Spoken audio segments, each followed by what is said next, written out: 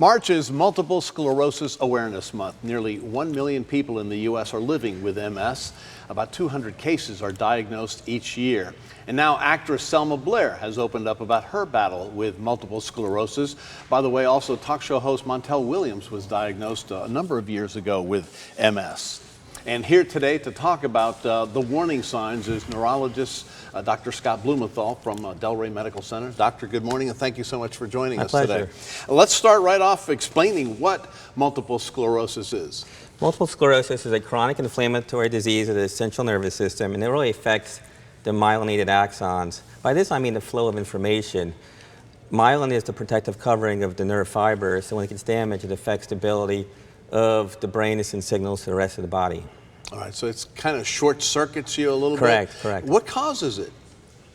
It's often thought to be somebody has a genetic predisposition and they get some type of environment or trigger, and it triggers the disease process. We don't know for sure. Okay, wow. So it's not like a hit in football or something like that? Correct. But it could be, or no? No, trauma is not a trigger.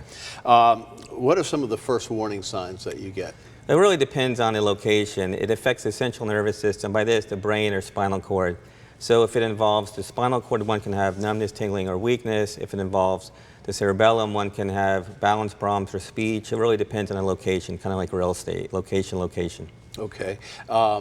And you have a hard time speaking or maneuvering, or?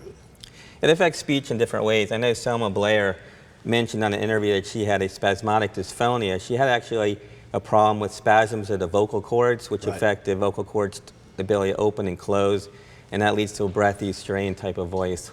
All right, so there are several types of MS? Sure, it's about 4 different types. There's a benign course, there's a relapsing remitting, a primary progressive, and then a secondary progressive course, so the 4 types. Do all people who have MS eventually end up in a wheelchair?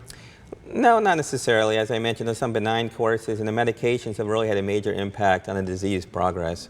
All right, so take us back, let's say 30 years. If you were diagnosed with it, what were the prospects? And then now, today, if you're diagnosed? Sure, I know back in the 90s when the first meds came out, there was about a 50% chance of needing an assisted device within 10 years. Now that number is up to about 27 years. So this shows you the medications have an impact on the disease progress. What are some treatments that help? So as of now, there's I think 15 FDA-approved medications. So that's an explosion of medications since only 5 were available 15 years ago.